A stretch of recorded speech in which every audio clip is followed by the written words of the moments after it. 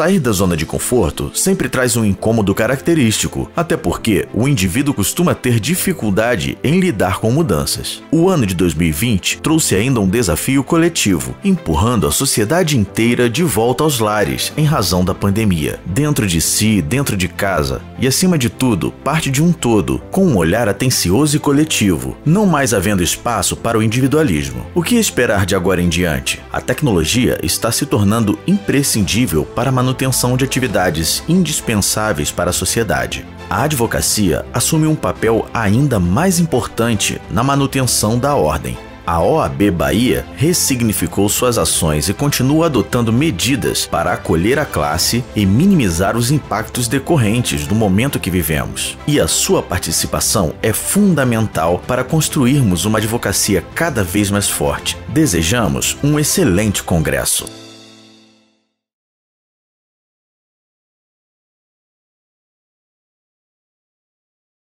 Todos e a todas, meu nome é Ivan Isaac, eu sou presidente, ocupo com muita honra a presidência da Associação Baiana de Advogados Trabalhistas, e é um prazer estar aqui hoje no primeiro congresso online da advocacia trabalhista, advocacia, a convite da OAB Bahia, também representada por meu amigo Fabrício Castro, sou co-presidente de diretoria, né? E em homenagem desse mês de homenagens à advocacia, e fechando com chave de ouro, né, esse mês de tanta luta em defesa da advocacia. É uma honra também estar aqui, participar dessa mesa ilustrada ao lado dessas maravilhosas advogadas, militantes, que nos brindarão com suas considerações sobre os impactos da Covid-19 no mundo do direito e do processo do trabalho. Cumprimento, então, todos os integrantes dessa mesa, e em especial vocês que estão nos vendo, nos ouvindo, e também dirijo uma saudação especial a toda a advocacia trabalhista, né, que tem enfrentado com muita força, muita resiliência, todos esses desafios que nos estão sendo impostos ao longo desses anos, desses últimos anos, e agora estamos nessa impensável pandemia, que impactou diretamente em nosso trabalho, em nossas vidas, na saúde, na vida de nossas famílias, nossa casa, nosso trabalho. Então, estamos aqui para abordar todos esses impactos, né? Então, sem maiores delongas, eu passo a palavra para meu amigo Antônio Menezes Filho, advogado trabalhista brilhante, excelente, diga-se de passagem, eterno presidente da ABAT, atual representante da ABAT na ABRAT, na Associação Brasileira de Advogados Trabalhistas, é também secretário-geral do Instituto dos Advogados da Bahia e diretor do Instituto Geográfico e Histórico também da Bahia. Por isso que ele tem essa cultura maravilhosa, que é tão bom de conversar com ele. Então, Menezes, gostaria de convidá-lo a falar sobre o tema escolhido, que é reflexos da pandemia no mundo do trabalho. A palavra é sua, doutor Menezes. Obrigado, presidente Ivan Isaac, a quem tenho a honra de servir na ABRAT, representando aqui a nossa ABAT, entidade da qual também, no passado, fui presidente. Parabenizo a diretoria da seccional por este evento maravilhoso, por esse congresso que, em verdade, é previsto na lei da advocacia, no segundo ano de mandato de cada gestão. Preciso que se faça um congresso para a advocacia se reunir, discutir os seus problemas, não só do exercício em si, da profissão, mas as questões institucionais e as questões do estudo do direito. Bom,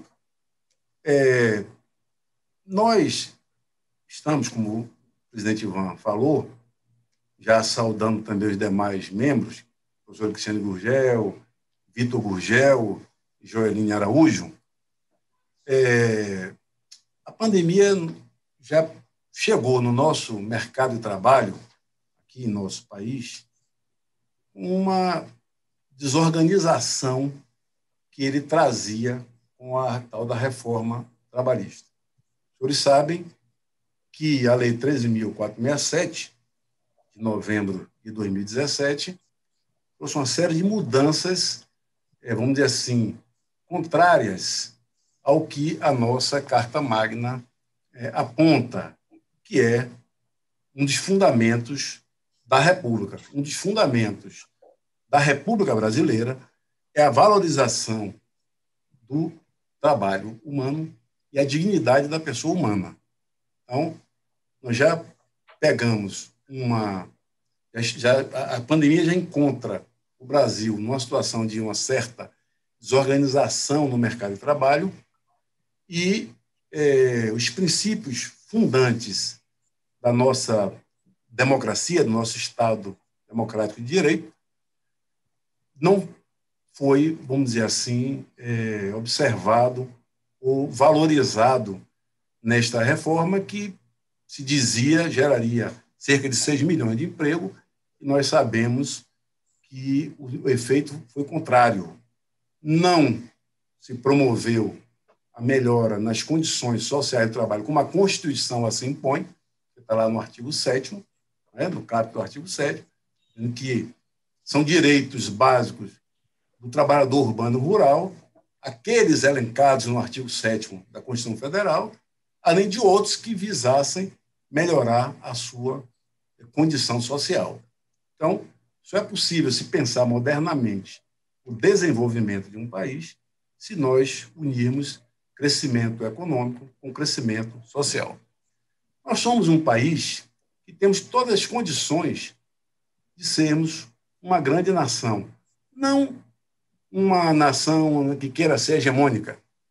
Não, nós temos que buscar a nossa identidade, nós temos que ser o que nós somos, o que nós podemos ser. Nós temos uma vasta extensão de terra, nós temos 212 milhões de habitantes e temos um dos maiores PIBs do mundo. Onde é que está o problema? O problema está no seu viés histórico, em mais de 300 anos de escravidão, e nós temos o problema da concentração absurda de riqueza nesse país. Então, com este quadro social, nessas condições, é lógico que uma reforma trabalhista que não prestigiasse a própria Constituição, ou até, em muitos dos seus aspectos, fosse e é inconstitucional, nós não poderíamos estarmos aptos nesse campo do mercado de trabalho para enfrentar uma pandemia desse porte. Nós temos assistido à enorme desregulamentação das nossas relações de trabalho. Nós temos no Brasil, hoje, para os senhores terem uma ideia, uma informação assim mais geral, cerca de 106 milhões de trabalhadores. Cerca de 106 milhões de trabalhadores. Desses 106 milhões de trabalhadores, mais ou menos 45 milhões formalizados. Com a pandemia, esse número cai a 43, 42 milhões, porque houve muito desemprego até junho.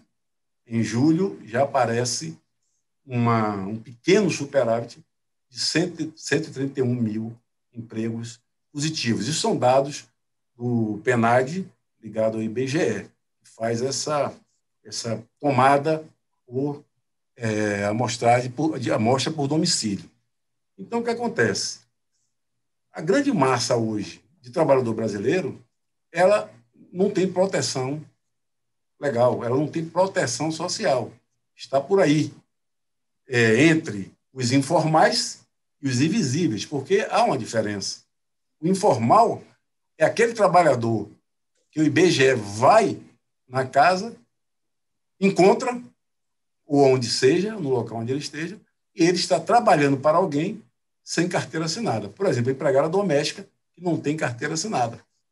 Hoje nós temos no Brasil cerca de 4,5 milhões de empregadas domésticas que não têm carteira assinada. Então, estes são trabalhadores informais. Mas nós temos os invisíveis, né, que é um contingente de 38 milhões de pessoas, mais ou menos, que sequer o IBGE encontra, porque estão espalhados por aí. Estão nas sinaleiras, estão em casa fazendo algum serviço para si próprio. Enfim, é uma tragédia social de grandes proporções que nós estamos vivendo. E dentro deste contexto, ao invés do Estado brasileiro buscar uma maior regulamentação e formalização dessa situação, desse quadro de enorme desproteção social, vamos dizer assim, o Estado brasileiro, num certo momento, optou por um caminho, vamos dizer assim, neoliberal, que país nenhum do mundo mais está seguindo. Formalização é igual a civilidade. Quanto mais há uma formalização no mercado de trabalho, mais, vamos dizer assim, civilizado é aquele país, mais civilizada é aquele Estado. Nós vemos o caso da Alemanha, nós temos mais de 80% de trabalhadores formalizados, a própria França. A China, que se fala muito e se lê pouco, tem mudado a partir de 2013 muito essa situação de abordagem da formalização do contrato de trabalho. A questão na China tem evoluído muito para a proteção do trabalhador. Por quê? Até por uma necessidade de economia. Os chineses viram que não podem viver só de exportar, eles precisam também fortalecer o mercado interno, que é um mercado fabuloso, um mercado enorme, e eles precisavam dar renda a esse povo. Então já se cria uma classe média forte na China, na Índia, etc. Então nós não podemos ir no sentido contrário. E esta pandemia veio mostrar o seguinte: a essencialidade do Estado. Porque quando veio a pandemia, a crise econômica se instalou por completo, e a crise pandêmica, foi o que aconteceu. O Estado teve que ser chamado para resolver o problema através do SUS, que vem salvando milhões e milhões de vidas no país, e a socorrer as próprias pequenas e médias empresas com complementos salariais, como os senhores já sabem, né? Os benefícios emergenciais, os abonos emergenciais, etc. O Estado brasileiro é que está socorrendo a população no momento de dificuldade. Então, vocês vejam que essa ultrapassada concepção de que o mercado resolve tudo só se vê hoje falar nesses termos no Brasil. Um chamado neoliberalismo puro e simples. Em todo o país do mundo está se deixando de lado e está se encontrando uma fórmula que compatibilize mercado com o Estado para que se traga um bem-estar da população. O que é que nós temos verificado? Um crescimento enorme da uberização, né? Crescimento espantoso. Alguém vai falar melhor sobre esse fenômeno. Isso ainda vai render muito no mundo. Já está rendendo nos Estados Unidos, na Inglaterra, e no próprio Brasil os problemas já começam a aparecer. Por quê? Se fala que o Uber e as empresas similares são empresas de plataforma tecnológica, etc. Conversa fiada. São empresas de transporte de pessoas, de bens e serviços. São empresas de transporte. E aí, é um detalhe, doutor Ivan Zag, que me chama muita atenção: a união entre a alta tecnologia e o atraso. Porque quem conduz as pessoas, quem leva os objetos, né? Quem trafega com moto, carro, bicicleta, são pessoas, são motoristas. É uma profissão antiquíssima, não tem nada de novo nisso aí, né? É uma profissão antiquíssima, então, mas que precarizada. Então, esse no campo, assim, por exemplo, do direito do trabalho, aí é bom para os jovens advogados ficarem atentos, vai crescer muito a demanda nesse campo e vai haver uma luta muito grande nos tribunais com relação a essa questão do vínculo de emprego, da existência ou inexistência do vínculo de emprego, e os embates já começam a acontecer pelo Brasil afora. Mas eu dizia que o direito do trabalho, ele tem é um instrumento jurídico fundamental para essas composições nesses momentos de crise. No momento de crise, muitos pensaram em acabar de trabalho, houve propostas nesse sentido, e há muita resistência mesmo ao direito do trabalho e à justiça do trabalho, sobretudo por aqueles que não a conhecem no seu dia a dia, o trabalho, as autocomposições, a prestação jurisdicional efetiva que existe no campo do direito do trabalho. E o direito do trabalho, obviamente, teve que se adequar com as novas medidas trazidas necessárias pela medida provisória 936, 927 e 936, para que o trabalho fosse preservado, em sua grande parte, e também as empresas fossem preservadas. Então, o que acontece? Nós temos, no direito material do trabalho, não vou desenvolver muito, mas estou falando aqui mais genericamente, porque os outros colegas de bancada vão se ater mais a isso, foram 5 medidas básicas na questão do direito material, a questão da garantia provisória do emprego, na questão da suspensão do contrato de trabalho, a questão do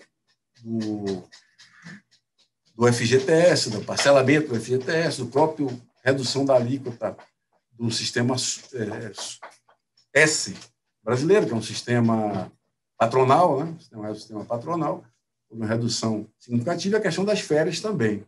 Então, essas medidas de direito material, ajudadas, socorridas pelo Estado, que paga, em parte, o salário desses empregados com contrato de trabalho suspenso ou com redução de jornada de trabalho, é que vem permitindo que a economia do Brasil não afunde de vez. Vai haver uma queda muito grande no nosso PIB. Esse ano é certo, nós teremos uma queda. Não gosto de falar em percentual, porque isso é chute, já se falou em diversos números aí, mas vai ser uma queda significativa. E no campo do direito processual, Ivan, há umas matérias que a gente precisa verificar. Essas audiências telepresenciais, claro que, de uma certa forma, nos alertou essa pandemia para uma seguinte situação. Eu já há algum tempo, eu venho pensando, já não é agora, coisa de 5 anos, que eu venho refletindo sobre a inutilidade das audiências inaugurais. No meu entendimento, todas as audiências deveriam ser decisórias, todas. E, nesse aspecto, se você pode contestar a ação em 15 dias, como está sendo feito, em geral, com fala de documento, com produção de prova pericial, etc., todas as audiências que vierem a acontecer, e eu defendo as presenciais, elas serão decisivas, serão para atos decisórios, ou de autocomposição, do litígio, ou para instrução e decisão do magistrado da questão. Não faz mais sentido hoje nós perdermos um dia inteiro, uma manhã inteira, uma tarde inteira, todos, advogados, partes, juízes, servidores, para receber uma defesa e adiar, e muitas vezes fora do seu domicílio profissional. Às vezes você tem que se deslocar para Camaçari, para Santo Amaro, para Lagoinhas, Feira, etc., para receber uma nova data de um prosseguimento, de um esparçamento, de uma sessão, de uma audiência. Então, me parece que, nesse aspecto aí, poder-se-ia já no parlamento discutir melhor, se fazer uma legislação processual mais moderna, que resultasse, na minha opinião, numa composição híbrida. Aquelas audiências de matéria eminentemente jurídica e de razões finais, essas poderiam ser telepresenciais, eu não vejo problema nisso. Agora, aquelas audiências de instrução mesmo, para prova de relação de emprego, de horas extras, etc., aí, sem dúvida, ela tem que ser presencial, porque a presença ali, a incomunicabilidade da testemunha, a presença na frente do juiz interrogando, o debate ali é essencial. E na questão das sessões, embora venha funcionando com certa razoabilidade, mas na questão das sessões dos julgamentos, eu sou inteiramente a favor das sessões presenciais. Eu acho que o debate ali em loco, ele é muito rico, ele é muito enriquecedor, ele é muito importante para que se julgue a questão e as intervenções que são feitas ali não se tem condições de fazer da mesma forma uma audiência à distância, ela é presencial. Eu não sei quanto tempo eu tenho ainda, porque eu não fui... 15 minutos já foram. Já foram os 15 minutos? Concluir, fique à vontade, você manda. Bom, então é o seguinte, eu quero concluir para não subtrair o tempo dos outros colegas que eu tenho interesse em ouvir, fazendo assim uma homenagem, como eu sempre gosto de fazer, aos nossos trabalhadores da área da saúde. São verdadeiros heróis nacionais que colocam em risco a vida, e muitos já pereceram, cerca de 15%, os médicos, os enfermeiros, os auxiliares de enfermagem, os técnicos, os fisioterapeutas, os recepcionistas, de segurança, enfim. Esse pessoal que se dedica no dia a dia, vai para a linha de frente, vai para o front no combate ao coronavírus, por pura solidariedade, por amor ao próximo, por querer salvar vidas. Isso, de fato, me comove. Eu acho que nós devemos homenagear sempre que pudermos a estes profissionais da área de saúde. Teríamos muitas coisas para discutir, para ver, mas o Congresso estadual é assim mesmo. O advogado ele quer ouvir todo mundo e quer ouvir os diversos aspectos do direito e do exercício profissional. Portanto, eu agradeço, mais uma vez, a seccional poder votar após quase 10 anos de afastamento da minha entidade, da entidade da Casa da Liberdade, da Casa da Cidadania, onde eu, por 9 anos, fui diretor. Isso me emociona, porque é uma casa que eu amo muito, que deixei uma parte de minha vida lá com trabalho e onde tenho e fiz grandes amigos para toda a vida. Muito obrigado. Muito obrigado, Menezes. Você sempre muito sensato nas suas colocações. Estava refletindo aqui sobre o que você estava dizendo. E essa questão, quando você estava falando da desregulamentação da China, né, que a gente vê que o empregado ele se sente, eles estão pensando, não têm a consciência de que eles acham que o direito é um fardo para a empregabilidade dele, que ele acha que se ele tiver direito, ele vai ter pouca chance de ter um emprego, quando, na verdade, o que se verifica é que a gente tem que buscar mesmo os direitos que já foram conquistados com muita luta, muita disputa, democraticamente, com legislação, né? Após que havíamos avançando muito, né? E esse sentimento de... Quando a gente pensa que você estava falando aí da China, que está caminhando para regulamentar, eu lembrei do mercado interno da China, eu lembrei do Henry Ford falando com o presidente americano querendo fazer concessões a ele, e ele dizendo, não, presidente, o que eu quero é que meu empregado possa comprar o meu carro.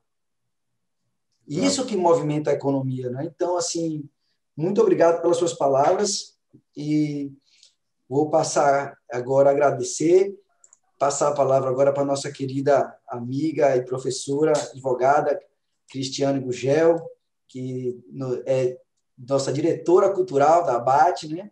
Vice-presidente da Comissão de Direito Social também, da nossa seccional da Bahia, da OAB Bahia, que falará sobre os poderes da negociação coletiva de trabalho na pandemia. Cris, muito obrigado por estar aqui, nos honrando com sua presença. A palavra é sua, querida. Boa tarde, já botei o cronômetro aqui. Boa tarde, eu que agradeço, é sempre uma honra e uma alegria, como meu querido amigo Menezes disse, voltar a essa Casa da Liberdade, que é a OAB, e que também tenho a honra de ser vice-presidente da Comissão de Direitos Sociais. Saúdo aqui todos os meus parceiros e minha parceira de painel, através do nosso presidente da Associação Baiana dos Advogados Trabalhistas, da qual tenho a honra também de participar como diretora cultural, muito feliz de estar ao lado dessa turma aí, nesse momento tão difícil, árduo para a advocacia trabalhista, e que a gente vem se esforçando e tentando amenizar esse momento. Quero parabenizar também a OAB Bahia por esse evento fantástico, acho que é histórico, vai ficar aí marcado na história que congresso, não é o primeiro congresso online e com tantas vertentes, com tantos painéis maravilhosos. Parabéns à OAB e é um prazer estar aqui. Pois bem, o tempo é curto e sabe que advogado já gosta de falar, né? Advogada também. Então, vamos lá. Os poderes da negociação coletiva de trabalho na pandemia. Muito bem, negociação coletiva de trabalho é uma paixão que eu tenho, o direito coletivo do trabalho é uma paixão que eu tenho. Ensino direito coletivo do trabalho há muitos anos na faculdade e percebo, não é, quanto ainda há de se aprender, quanto ainda há de se valorizar, eu diria, a coluna cervical do direito do trabalho, que é o direito coletivo do trabalho. E falar sobre os poderes da negociação coletiva de trabalho na pandemia, necessariamente a gente tem que lembrar da autonomia privada coletiva de trabalho, porque a autonomia, auto significa próprio, nomia, normas, então, normas próprias, privada, particulares, coletiva, de grupos de trabalho. Então, a autonomia privada coletiva de trabalho é um poder que é concedido pelo próprio direito, pela própria Constituição Federal, aos entes coletivos, aos sindicatos, às entidades coletivas de trabalho, às relações coletivas de trabalho, não é? Que vem do próprio pluralismo jurídico. Então, a nossa Constituição, no próprio preâmbulo, já diz é um Estado pluralista. E aí, dentre os vários pluralismos que são garantidos na Constituição, nós temos o pluralismo jurídico. E a autonomia privada coletiva é uma expressão desse pluralismo jurídico. E aqui no direito do trabalho, a gente tem a honra, né, de ter a autonomia privada coletiva de trabalho, que é manifestada através da negociação coletiva de trabalho. A possibilidade, a negociação com êxito, né? São os poderes que o direito entrega aos sindicatos de criar normas, né? De compor esse conflito que sempre existiu, existe, vai existir, que é o capital versus trabalho, de trazer um equilíbrio para esses interesses antagônicos. E aí aparece a negociação coletiva sendo reconhecida, a autonomia privada coletiva de trabalho com reconhecimento no direito interno e no direito internacional do trabalho.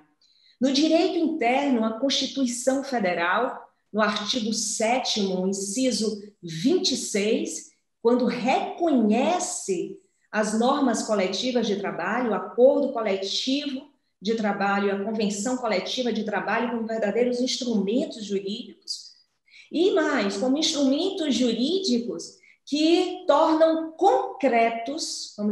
torna concreta aquela regra que está no caput do artigo 7º, que Menezes lembrou, são direitos dos trabalhadores urbanos e rurais, além de outros que visem a melhoria da sua condição social.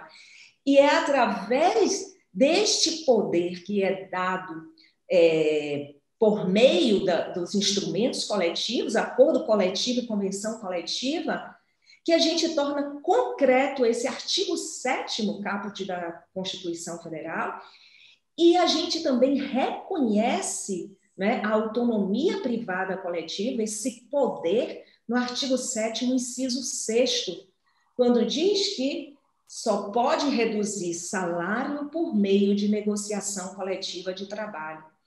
Então, a Constituição Federal, a nossa lei maior, ela reconhece esse poder de criação de normas pelos sindicatos, ou seja, por entes particulares, com o poder de regulamentar relações de trabalho. E no direito interno ainda, a gente lembra o artigo 611 da CLT, não é? E no direito internacional, não podemos deixar de lembrar que desde a Declaração Universal de Direitos Humanos, de 1948, a gente tem no item 4, ressaltando, trazendo relevância ao direito sindical, como instrumento de realização da dignidade humana. Declaração Universal de Direitos Humanos, o Pacto Econômico dos Sociais e Culturais, e de forma específica em relação à negociação coletiva, vou citar duas convenções internacionais, a 98, e aqui é muito específica, que é a Convenção Internacional que estimula o fomento à negociação coletiva, que é a número 154, né, que exige dos Estados partes o fomento à negociação coletiva de trabalho, o estímulo à negociação coletiva de trabalho. Então, só para dar um quadro muito rápido de que a negociação coletiva de trabalho como instrumento, né, de solução de conflitos, como, não digo só de solução, de evitar conflitos. As normas coletivas de trabalho, então, elas aparecem não só na nossa comunidade, na comunidade interna, mas na comunidade internacional, né, como um dos grandes instrumentos de dignidade humana.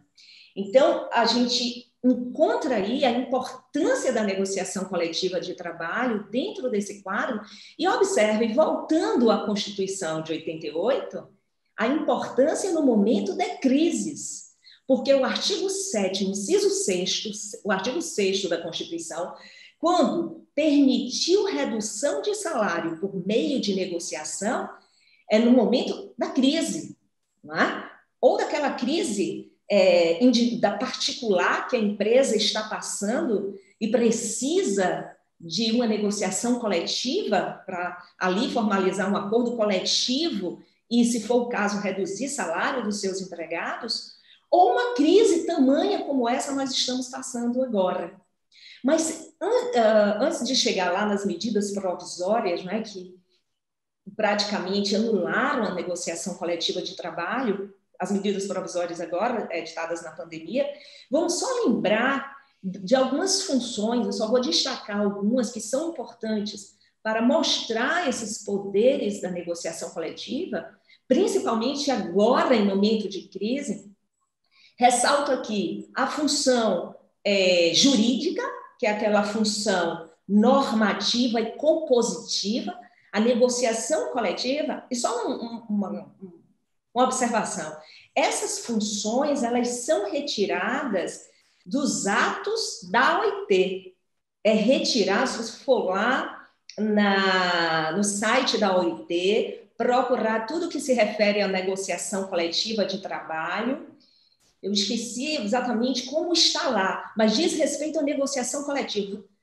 Tudo funções relativas à negociação coletiva, os princípios, os estados, partes, todas as convenções coletivas que dizem respeito à negociação, essas funções estão lá. E aí, por que eu estou dizendo isso? Para mostrar que é uma preocupação mundial, há uma importância mundial da negociação coletiva de trabalho. Entre as funções, temos a função jurídica, que aí ela se divide em função compositiva e função normativa. Função compositiva, que é uma das maiores funções da negociação coletiva, que é conciliar, que é compor conflitos que normalmente são antagônicos, né? São conflitos de interesses que são antagônicos. Os interesses são antagônicos, são diferentes, né? você tem a função normativa, que é uma das grandes funções, que é a criação de normas, e aí está um grande poder da negociação coletiva, que é você adequar, não é, aquelas necessidades, as peculiaridades daquelas categorias ao momento histórico, econômico do país, e por isso que tem também uma função econômica e social. A negociação coletiva, ela visa trazer esse equilíbrio na relação de trabalho, entre esses sujeitos, né, que na relação individual são sujeitos vistos como desiguais, mas na relação coletiva, a princípio, são sujeitos vistos como iguais. Então, procura trazer esse equilíbrio. E essas funções, além destas, tem tantas outras, mas eu destaquei essas como sendo as mais importantes, né, vamos dizer assim, para o nosso tema. Elas são orientadas pelos princípios, os princípios da negociação coletiva. E aí a gente tem os princípios da boa-fé, né? O princípio da boa-fé que orienta qualquer negócio jurídico, e a negociação coletiva é um negócio jurídico, né? Então ele se orienta pela boa-fé. E aí um princípio do direito coletivo do trabalho que se aplica à negociação coletiva, o princípio da equivalência dos contratantes, sindicato da categoria profissional, negociando com o sindicato da categoria econômica, são sujeitos vistos como iguais, não é? A equivalência dos contratantes coletivos, a ponto de a Constituição Federal, no artigo 7º, inciso 6º, permitir a redução salarial somente por negociação. Por quê? Porque ela enxerga que numa relação entre sindicatos ou numa relação entre sindicato da categoria profissional e empresa, estão sujeitos equivalentes, seja por sua natureza, seja por seu poder de persuasão. Então, embora haja, né, hoje toda uma discussão sobre a relativização deste princípio, tem um artigo muito interessante conselheiro da OAB Bahia, que é Wander Costa, professor da Universidade Católica, meu colega lá na Católica de Direito do Trabalho. Ele tem um artigo excelente sobre isso, a relativização do princípio da equivalência dos sujeitos coletivos de trabalho. Não é? E o tema é de uma outra forma, mas a ideia é essa. Tendo em vista os efeitos da reforma trabalhista no direito coletivo de trabalho. Então, mas essa é uma provocação, né? Um tema que hoje se torna polêmico, tendo em vista que será que realmente esses sujeitos continuam iguais? Enfim, um outro princípio é o princípio da compulsoriedade negocial, a obrigatoriedade de negociar. Os sindicatos não podem, né, se recusar a negociar, sob pena da aplicação das regras lá da CLT. Então, são princípio da pacificação, né? A ideia de que a negociação coletiva de trabalho tem como fim trazer a paz social, né? A ideia de conciliar e de trazer a paz não só para aqueles indivíduos envolvidos naquela relação de trabalho, mas para toda a sociedade. Porque a gente tem que pensar que, quando a gente pensa em relação de trabalho, a gente tem que pensar nos efeitos de uma relação de trabalho, que não se limitam ao empregado, empregador, não se limitam às categorias envolvidas. Ela expande, ela abrange toda a sociedade. Basta olhar os efeitos econômicos, os efeitos na economia que o direito do trabalho traz. Tocou, né? Então, de modo que... meu timing aqui tocou, presidente. Já vou terminar. Então, o que ocorre? Estava me marcando, tá vendo? Você tem direito a 2 minutos para finalizar? Claro. Então, vamos lá. Negociação coletiva, então, só para ter uma ideia, não é, dos poderes que tem. E agora, na pandemia, a gente assistiu a medida provisória 927, que, na verdade, deu uma predominância ao acordo individual, não ao acordo coletivo, mas ressaltou o acordo individual. A medida provisória 936, que permitiu a redução salarial com redução de jornada por meio de acordo individual, e aí tivemos toda aquela polêmica, levando ao Supremo Tribunal Federal a decidir pela validade desta regra na medida provisória.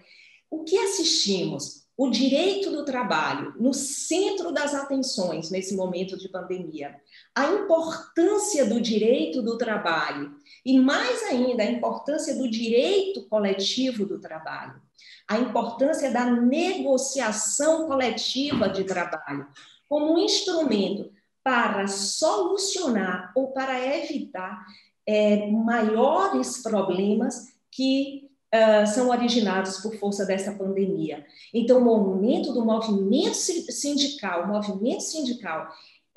mostrar a sua força, e aí eu estou falando movimento sindical tanto das categorias profissionais como das econômicas, a relação coletiva de trabalho, compreender a sua importância e o seu poder neste momento da pandemia. E o que a sociedade espera deste movimento sindical, o que a sociedade espera das negociações coletivas de trabalho.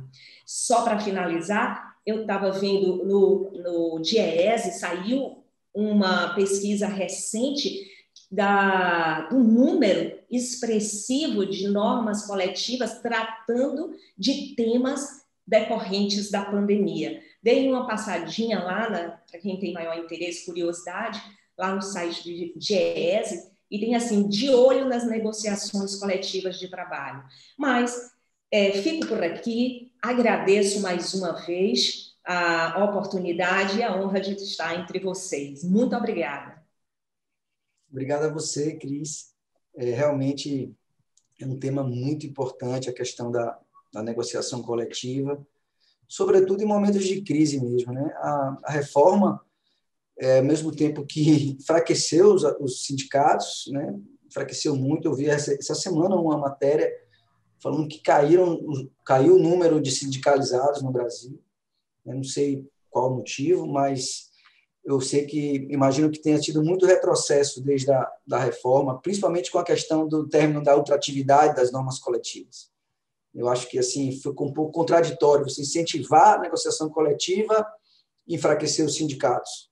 O que a gente vê na prática é sindicatos fortes, antigos e organizados têm extrema dificuldade de ter que olhar com muita atenção para fazer o divisor entre a renúncia e a contrapartida, para você enxergar as contrapartidas de uma eventual renúncia, né? A gente vê assim, as pessoas falando, o sindicato permitiu isso, mas era para manter, às vezes, uma coisa antiga que já tinha conseguido. Eu vejo que os sindicatos têm, ao invés de buscarem novos direitos, novas condições, melhores condições de trabalho, estão se matando para poder manter o que já conseguiu. Então, realmente, é uma situação muito difícil.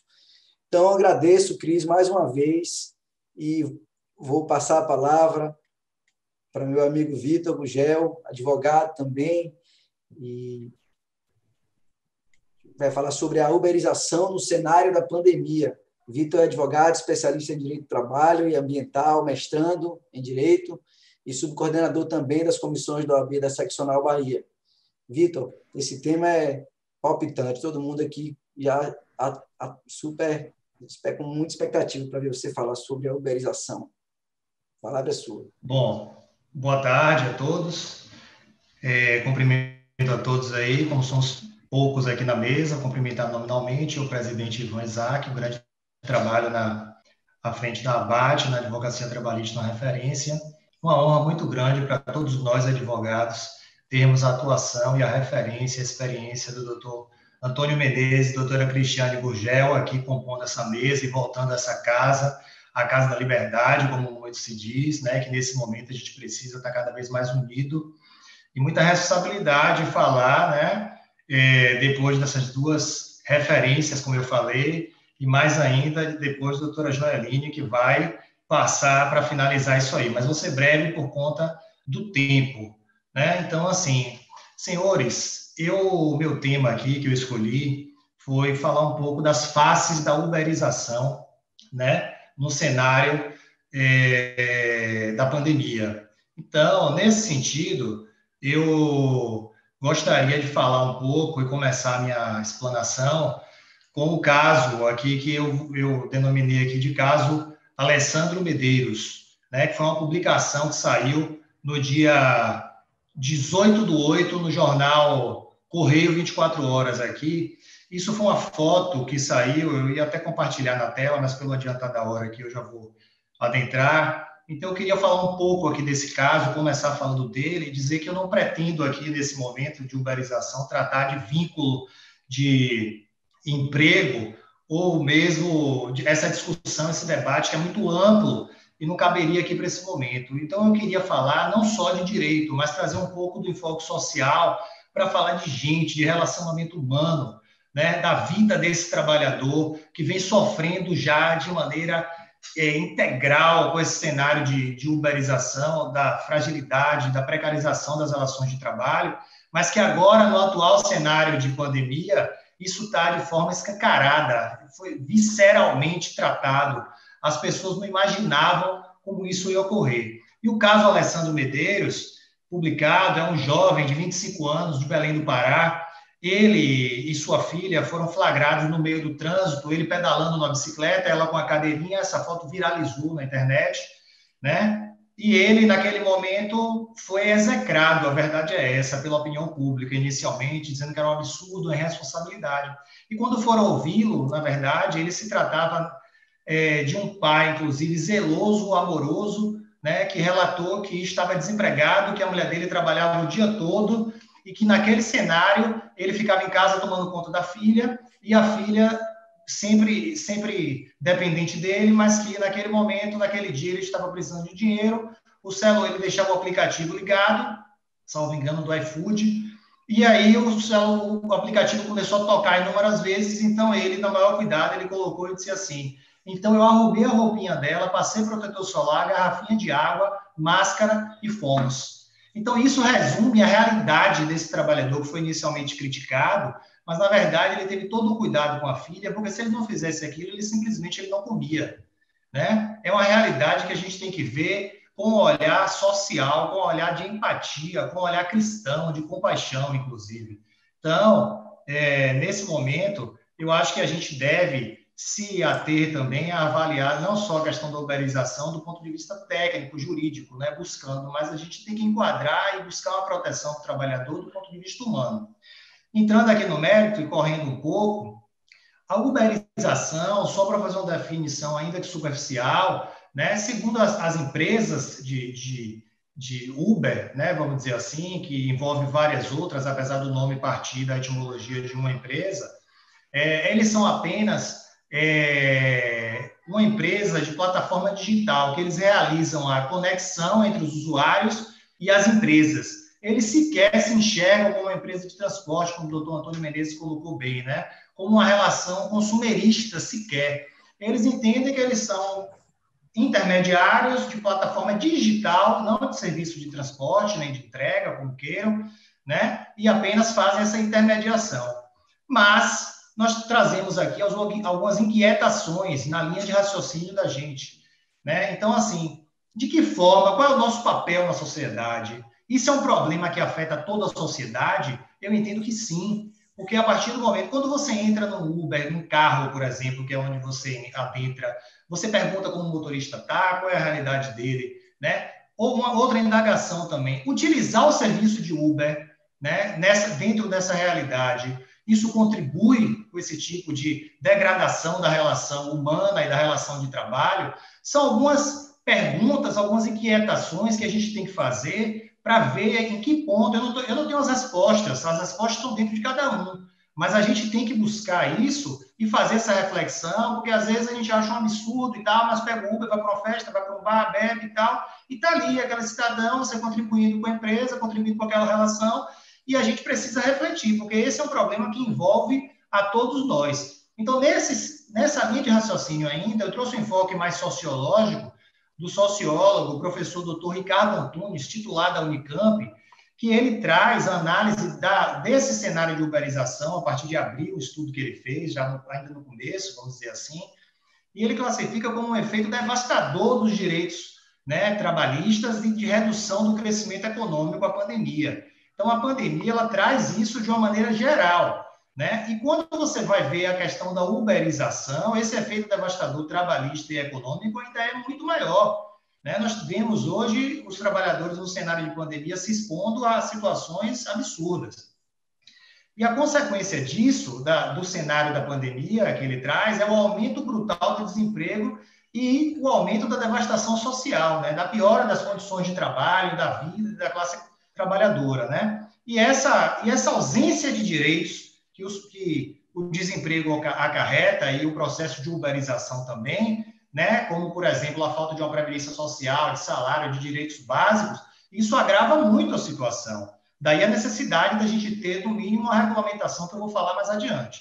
Bom, então, nesse sentido, a análise é, inclusive, que o motorista de Uber ou o condutor da bicicleta ou da moto de entrega, ele perde, inclusive, o direito, ele vai além, o direito à empatia do cliente, porque naquele momento que ele vai realizar uma entrega ou realizar um serviço, ele sequer, né, consegue ter um abraço do cliente, ter um aperto de mão, ter um sorriso, o cliente não quer nem ter contato com ele, máscara, um obstáculo, se puder, bota por debaixo da porta, né, e aí a gente tem todos esses problemas. O perfil, a maioria esmagadora do perfil desses trabalhadores, né, que se tornam uberizados, são aqueles que perderam o emprego, de uma maneira geral. Claro que nós temos aqueles também que utilizam como forma complementar, né, de renda, mas a maioria esmagadora dessas pessoas, segundo estudos, são pessoas que perderam emprego e mais.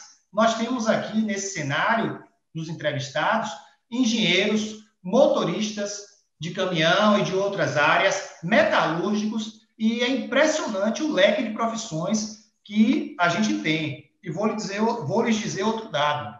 80% dos trabalhadores uberizados, eles têm, no mínimo, nível médio. 80%. Então, é de nível médio para cima, né? Essas pessoas, em termos de qualificação. A jornada é algo que a gente hoje vê, pode chegar até a 14 horas. A gente tem casos que parece que o Uber agora está limitando a 12 horas, que já é um absurdo.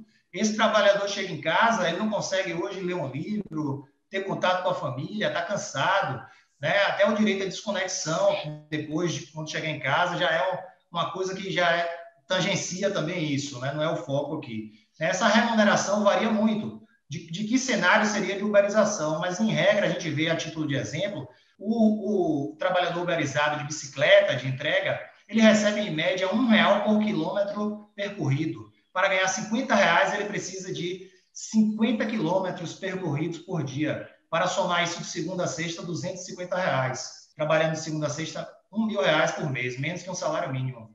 Sem nenhum direito trabalhista, né? E sem nenhum tipo de proteção. E a pandemia agora veio a colocar isso de forma exposta, visceralmente exposta, né? A autonomia na verdade, é aí que entra uma discussão, inclusive, com relação ao vínculo, mas, na verdade, a autonomia que muitos tentam sustentar é algo que, na verdade, é um ideário manipulador do empreendedorismo, né? Você é um suposto autônomo, você trabalha se quiser ou se não quiser, mas, na verdade, se você não trabalhar, você não recebe. Então, aos poucos, o trabalhador uberizado, e a sociedade está percebendo, essa pandemia agora vai escancarar isso, que isso é a falácia do empreendedorismo, né? Então, isso não se sustenta, né? Isso acarreta, na verdade, o aprofundamento das desigualdades.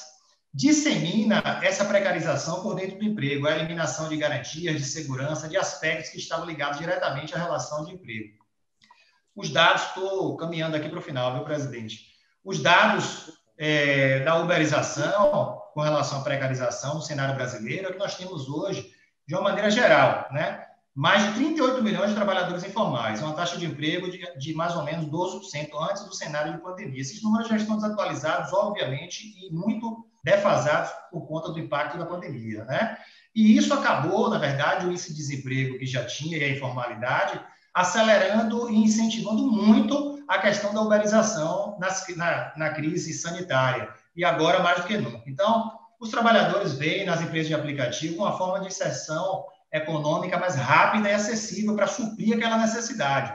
Então, esses registros, na verdade, todos de trabalhadores autônomos nas empresas de plataforma, eles mais que dobraram na atual realidade de pandemia. E quando a gente fala isso, dos números com relação a supermercados, por exemplo, farmácia, outro tipo de serviço, de entrega, isso quintuplicou. Isso é algo assustador, né? E aí eu trago dados aqui de um relatório da OIT, que o perfil de grande parte dos trabalhadores uberizados, eles estão entre homens, jovens adultos, entre 25 e 40 anos, né? E sendo que, como eu falei antes, mais de 80%, na média de 80% possui pelo menos o nível médio.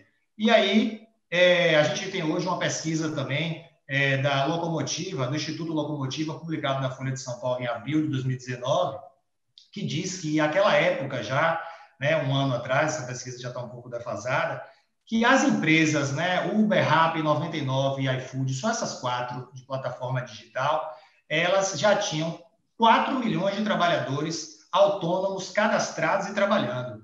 Então, essas empresas juntas, elas já podem ser consideradas a maior empregadora do Brasil. As 4 juntas podem se considerar e se intitular como os maiores empregadores do Brasil. Com uma renda média, na verdade, desses trabalhadores entre 2 e 3 mil reais.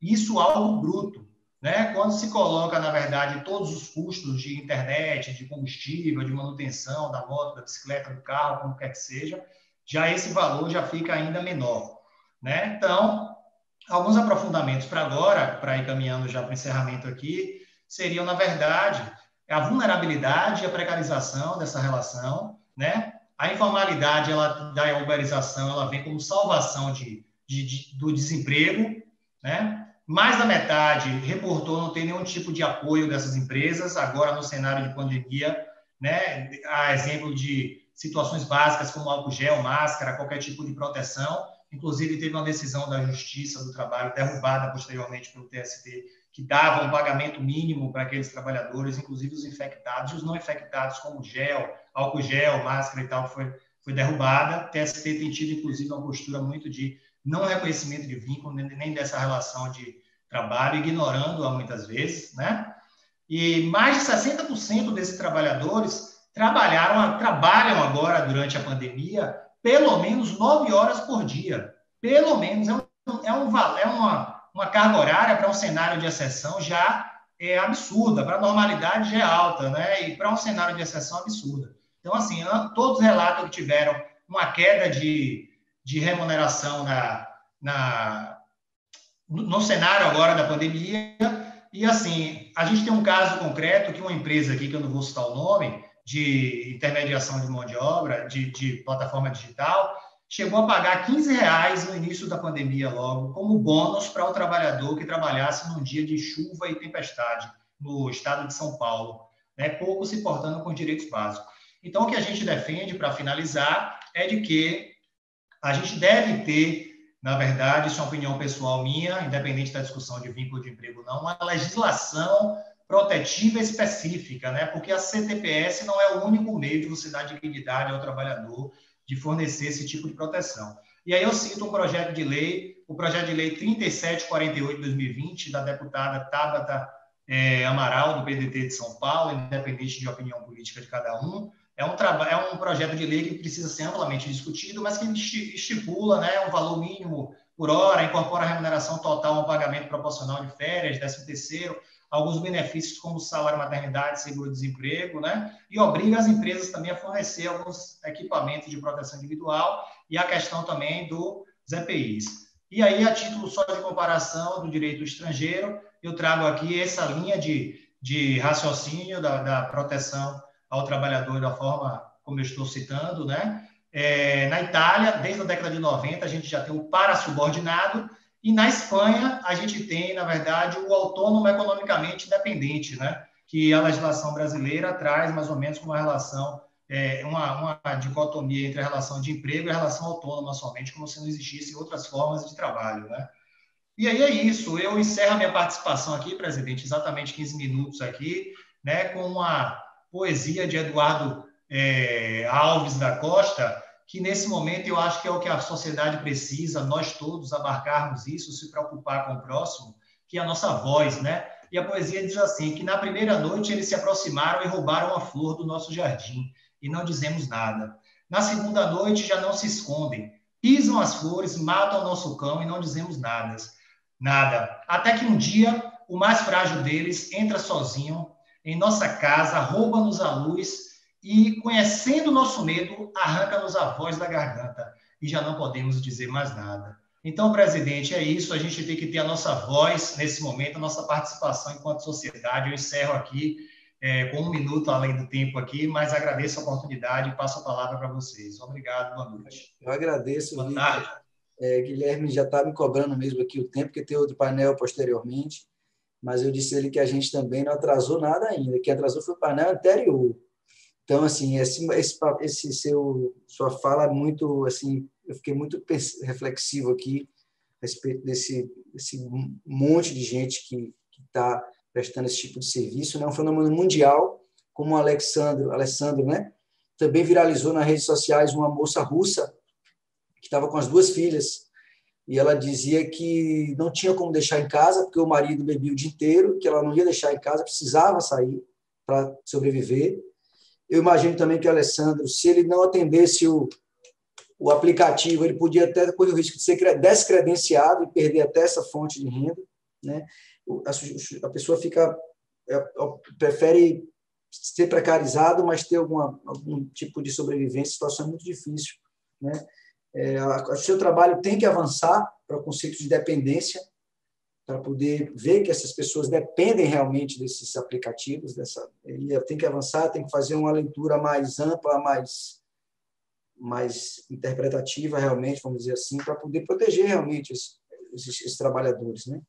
Com relação ao que você falou na falácia do empreendedorismo, eu aconselho que todos assistam um filme chamado Você Não Estava Aqui, um filme inglês, daquele mesmo diretor que fez Eu, Daniel Blake. O filme conta exatamente essa falácia do empreendedorismo. O sujeito acha que ele é empreendedor, mas, na verdade, ele é um precarizado. Então, passando aqui, eu gostaria de agradecer a você, Vitor, parabenizar pela palestra e chamar a doutora Joeline Araújo, nossa amiga, mestra em Direitos Fundamentais e Justiça pela UFBA, especialista também em Direito e Processo do Trabalho, professora, advogada militante, para falar sobre o tema Repensando o Direito do Trabalho a partir das novas realidades. Com a palavra, a colega Joeline. Por favor, doutora. Obrigada, presidente Ivan, a quem saúdo a todos os meus colegas de mesa, já que eu sei que a última sempre é prejudicada no tempo, a última pessoa sempre é prejudicada no tempo, não tem jeito, mas tentarei ser o mais breve e o mais resumidamente possível. Gostaria também de deixar meu agradecimento a Fabrício, nosso presidente, e a toda a diretoria da OAB da Bahia por esse excelente evento e pelo convite também de estar aqui participando com vocês. Bem, vou logo adentrar no tema. Na verdade, a minha propositura, a minha proposta é que pudéssemos, né, e também por isso é interessante eu ser a última a falar, porque a minha proposta sempre foi que pudéssemos refletir. O nosso momento agora, definitivamente, é de reflexão. Reflexão para digerir essa odisseia de informações que nos vêm sendo postas há algum tempo. E quando eu digo há algum tempo, não é a partir da pandemia. A pandemia, né, os impactos da Covid-19, que é o tema do nosso painel, ela apenas intensificou, na verdade. Ela apenas escancarou alguns problemas sociais, como vocês bem acabaram de explanar, que já vinham acontecendo, certo? Então, esse é um momento de reflexão, de digerir, podermos digerir efetivamente. E aí precisamos refletir as consequências de tudo que vinha acontecendo, né? Mas para entender a real dimensão desses impactos, eu gostaria de voltar a algumas casas, dar um passo para trás, bem rapidamente, para tentar relembrar na história onde foi que isso tudo começou, onde foi que a gente se perdeu e onde foi que o direito do trabalho deixou, e o direito ao trabalho, né, que são coisas diferentes, deixou de ter essa importância e essa relevância no cenário mundial e no cenário brasileiro. E aí eu gostaria de colocar como ponto de partida a Lei 13.429 de 2017, que foi a lei das terceirizações, né? Ela passou a permitir a terceirização de atividades fins das empresas, e não somente das suas atividades meio, ou seja, as atividades essenciais de uma empresa agora podem ser também terceirizadas, né? Algumas ADIs foram ajuizadas, mas essa lei foi declarada recentemente constitucional pelo STF. Caminhando mais um pouco, no mesmo ano, nós chegamos à reforma trabalhista, como bem citada pela professora Cristiane, né, nascida em 11 de novembro de 2017, essa reforma, e com ela um enorme retrocesso social, com sérias consequências, não só para o direito do trabalho, mas também para o direito material, o direito processual do trabalho. E aí, com a reforma trabalhista, houve um enfraquecimento do direito coletivo do trabalho, como bem trouxe a professora Cristiane, né, ou direito sindical, né, vez que ela trouxe a possibilidade dos trabalhadores coletivamente renunciarem a direitos, sem necessariamente haver a contrapartida recíproca, de forma explícita, como bem citou Ivan também. Ela cuidou de trazer a possibilidade do negociado coletivamente se sobrepor à legislação. E aí, depois de muitos movimentos nos últimos 2 anos, desde 2018, nós tivemos uma intensa movimentação com relação aos direitos trabalhistas que iam sendo esfacelados. Chegamos ao ano de 2020, com a pandemia do novo coronavírus. Quem diria que um vírus, um inimigo invisível, afetaria tanto a nossa rotina, né? E a ponto de trazer discussões relevantíssimas, de deixar um pouco no esquecimento também tudo isso que vinha sendo discutido, terceirização, direito coletivo. O direito coletivo ainda ficou ali um pouco em voga por conta da 927, mas tivemos que repensar outras coisas, tivemos que repensar o próprio direito do trabalho e as novas relações estabelecidas dentro desse direito do trabalho, né? E que rumos a pandemia tem traçado para essas relações juslaboralistas? As discussões acerca do direito do trabalho e do direito processual, elas ressurgem mais vivas do que nunca, na verdade, né? Com discussões relevantíssimas. Ante a edição de 2 medidas provisórias, a 927 e a 936, que foram maciçamente já discutidas por nós aqui, pela advocacia, através de incontáveis seminários, lives, enfim, feitos pela ESA, e também trazidas ao debate por outros atores, como a magistratura, membros do Ministério Público, todos amplamente discutindo e debatendo essas 2 medidas provisórias. E, em nome da salvaguarda da economia do país, muitas foram as flexibilizações feitas por essas medidas provisórias, né? Flexibilizações que, na verdade, em outra situação, jamais seriam admitidas. Nós podemos ver a possibilidade de redução do salário sem negociação coletiva, a redução de jornadas de trabalho por acordo individual, suspensão do contrato de trabalho, férias gozadas de forma antecipada, banco de horas negativo, suspensão do período de férias dos profissionais da saúde, dentre outros mecanismos diversos, né, que, como eu falei, foram realmente maciçamente discutidos. Desde que o primeiro caso de coronavírus no Brasil foi diagnosticado, que, segundo eu vi, já vamos completar agora 6 meses, né? Então, o que nós vemos hoje é que nós estamos inseridos numa nova sistemática que não se encerra com a volta do antigamente, fica todo mundo esperando voltar ao normal. Gente, o normal ele não existe mais. O que a gente conhece como antigo já não existe mais. E as novas relações de trabalho, elas vieram para ficar. Justamente por isso, eu iniciei dizendo que a minha proposta era de refletir o novo, né? Por exemplo, o teletrabalho e o home office é uma realidade que precisa ser encarada. Grandes empresas, pequenas e médias também, descobriram como gastar menos, como economizar com espaço físico, com funcionário, com equipamento, né? Também, como trouxe Vitor, as plataformas digitais, né, que já vinham ganhando espaço, mas com a pandemia o passo foi infinitamente acelerado. Ou seja, o que nós precisamos nesse momento é aprender a dirigir enquanto a roda está sendo inventada. Exatamente tudo ao mesmo tempo.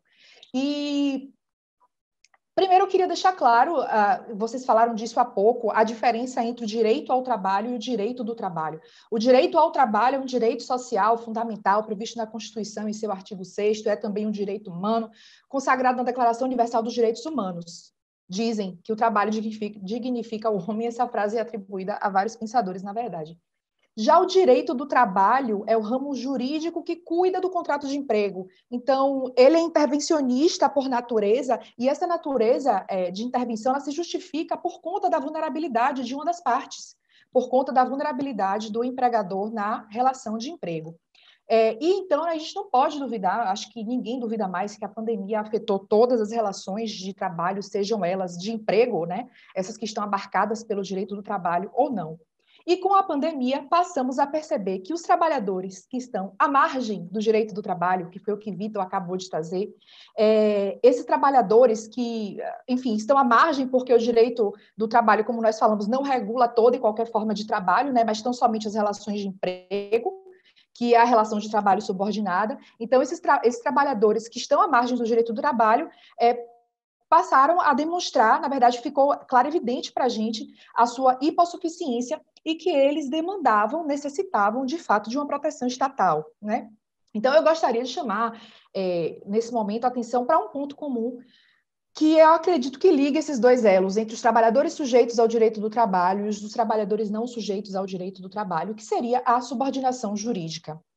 Bom, nós sabemos que, via de regra, a subordinação jurídica ela é um dos pilares que caracterizam a relação de emprego, né? Ela sozinha não é suficiente, porque nós precisamos dos demais requisitos, né? Nós precisamos da pessoalidade, na eventualidade, onerosidade, mas os trabalhadores que estão à margem do direito do trabalho, eles também precisam de alguma proteção do Estado, como vocês bem acabaram de falar. E talvez, Vitor, a resposta para o que nós estamos aqui discutindo nesse momento seja justamente a subordinação, seja a conceituação do que seja subordinação jurídica, né? E aí nós podemos pensar, por exemplo, em para-subordinação, que é aquele indivíduo que tem uma hipossuficiência tão grande, como, por exemplo, a questão da uberização, né? Que quase se equipare a uma subordinação, né? A hipossuficiência dele é tão grande que é quase uma subordinação. É o perfil do trabalhador que não é autônomo, propriamente dito, mas ele também não é subordinado, propriamente dito, e ele fica naquele limbo, né? De que forma o poder estatal pode intervir. Fato é que a reestruturação produtiva, a revolução tecnológica, novas formas de relação de trabalho, elas não se encaixam mais nessa dicotomia entre autonomia e subordinação, né? E isso tem muito a ver com ter a relação com o Fordismo, ter deixado de ser um modelo exclusivo de produção. Bem verdade que hoje muitas empresas ainda o aplicam, mas existem rupturas muito acentuadas entre o trabalhador no sentido lato, aqueles que estão sujeitos ao direito do trabalho e não, e o tomador de serviços. Então, a subordinação jurídica que na verdade, Orlando Gomes chegou a conceituar a subordinação como traço fisionômico da própria relação de emprego, né? Mas ela foi uma criação doutrinária e jurisprudencial que só foi inserida na CLT, na verdade, em 2011, quando começamos a falar de trabalho à distância. E hoje, qual é a nossa realidade? Que não o trabalho à distância que veio para ficar de todas as formas, né? Bom, o conceito de subordinação está, como eu falei, muito voltado para o modelo fordista de produção, né? Ou seja, ele está umbilicalmente relacionado com o poder diretivo do empregador, né? Mas se a gente considera que os fatos sociais e econômicos se alteraram absurdamente, é necessário também que o direito acompanhe essas alterações. Até porque, observem, a diferença entre autonomia e subordinação, ela não está necessariamente no recebimento de ordens. A diferença está na existência ou não de atividade econômica organizada, que é o próprio conceito de empresa, né? Existência de atividade econômica organizada. E aí, vou deixar aqui uma indicação de leitura de um professor que eu gosto muito e que fala muito bem sobre subordinação, que é o professor Danilo Gaspar. Ele tem um livro que fala de subordinação potencial, que ele trata justamente, ele indica justamente, né, que o conceito que a saída de repente seria revisar esse conceito de subordinação, tá? Bom, ainda sobre o enfoque da subordinação, eu queria falar do teletrabalho. Vou ser rápida, porque meu tempo já está se esgotando. Eu queria apenas lembrar que a medida provisória 927, que foi a que trouxe a regulamentação do teletrabalho, agora no âmbito da pandemia, ela perdeu o prazo para votação e caducou, né? Obviamente que as regras contidas nelas ainda estão... Ela perdeu a sua validade, mas as regras contidas nelas ainda estão válidas, e o ideal seria que, em que pese tenha voltado a a reger o que prevê a CLT em relação ao teletrabalho, mas pode-se sim firmar acordos individuais com os trabalhadores para que eles continuem gozando daqueles benefícios lá trazidos pela medida provisória, e o ideal é que se faça isso, né? Mas fato que o teletrabalho é uma modalidade, é uma espécie do gênero trabalho em domicílio, né? O trabalho em domicílio é aquele que se realiza as atividades laborais em sua residência ou não, home office ou não. Mas, quando a isso se soma meios telemáticos e informatizados, nós podemos chamar essa relação de teletrabalho. Então, teletrabalho é a espécie do gênero trabalho em domicílio. E nos dias atuais é praticamente impossível dissociar uma figura da outra. Então, quando a gente fala de home office, naturalmente a gente pode estar falando também de teletrabalho, né? Vê-se que os meios telemáticos eles são utilizados para o exercício do poder diretivo do empregador, né? Ou seja, o empregador exerce seu poder de comando, de controle, de supervisão através de gerenciamento de e-mail, de aplicativos, de GPS, enfim, vários meios telemáticos, ou seja, isso tudo serve para quê? Para os fins da subordinação jurídica, que é o poder diretivo do empregador. Então, o que a gente vê é que a subordinação jurídica e a jornada extraordinária, também a jornada extraordinária, elas ficam facilmente controláveis à distância, né? No caso do teletrabalhador. Já que pode ser oferecido esse monitoramento detalhado através dos meios telemáticos, o empregador consegue visualizar todo o comportamento do empregado, ou seja, mesmo ausente, com o teletrabalho, o empregado ele está virtualmente presente. E aí não podemos deixar de notar que o teletrabalho ele é um fenômeno de isolamento social do trabalhador. E não só do isolamento social que a gente vive hoje, mas do isolamento no sentido de quê? De que ele, estando em teletrabalho, ele deixa de encontrar outros empregados que estejam em condições análogas às suas. E isso quer dizer o quê? Isso quer dizer que, naturalmente, o teletrabalhador ele tende a evitar o associativismo, que é se associar com os seus pares, né? Se associar com seus pares. E isso enfraquece ainda mais o já enfraquecido, né? Direito sindical e luta de classes e atuação sindical de uma forma geral. Outra questão também é que a CLT afirma que no regime de trabalho não há controle de jornada, e a antiga medida provisória ainda dizia que o uso de aplicativos e programas não constituíam tempo à disposição do empregador. Mas, e quando a jornada é efetivamente controlada através de cobrança em reunião virtual, através de chats, através de ligações, se não há controle de jornada, de que forma? Vamos pensar na prática, de que forma será exercido o poder diretivo do empregador? Se não, através da produtividade. E aí, o que eu quero deixar de reflexão para vocês as pessoas estão adoecidas. Não à toa, cresce o número de casos de trabalhadores com síndrome de Burnout no Brasil, né, que também é conhecida como síndrome do esgotamento profissional. E o mais interessante é que essas formas de trabalho, essas novas realidades, elas vieram para permanecer, elas vieram para ficar. Então, nós precisamos pensar, realmente construir de que forma o direito do trabalho pode, de que forma iremos reconstruir, né? Essas provocações que eu trouxe foi para que possamos repensar essas novas relações e contribuir para a construção desse novo mundo do direito do trabalho, o novo mundo do trabalho. Gostaria novamente de agradecer, muito obrigada, acho que foi tempo regimentar. Obrigada, Angeline, parabéns pela sua brilhante exposição.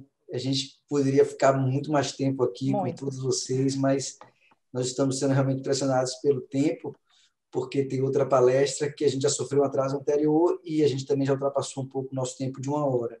Mas, assim, eu queria agradecer muito a presença de todos vocês, dizer que foi uma honra realmente partilhar essa bancada com todos vocês.